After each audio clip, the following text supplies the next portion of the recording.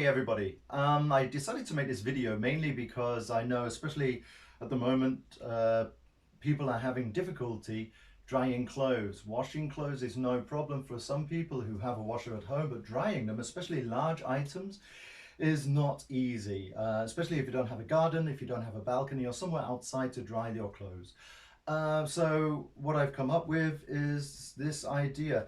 Normally, if you have a freestanding clothes dryer, then you would hang it up like this. But there is a better way. There's a better way that utilizes more space, and that's what I'm going to show you today.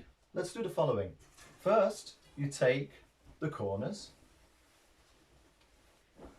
and you slot them both through the middle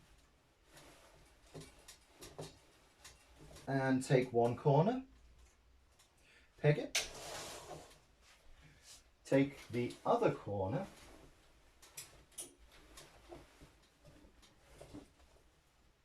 being careful not to let it drop on the floor, of course, and peg that as well.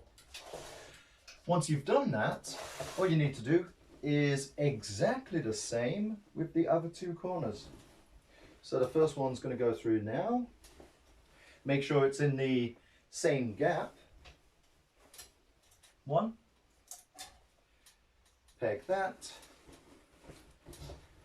Two. Peg that. Now and this sheet is a 200 by 200, which means I think it's one of the biggest sheets that's available out there. But what you can see now, I've created a tunnel.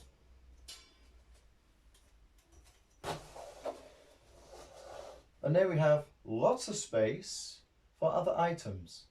As you can see, there's plenty of space for other smaller items in the middle between the folds of the bed cover. And for extra added effect, if you have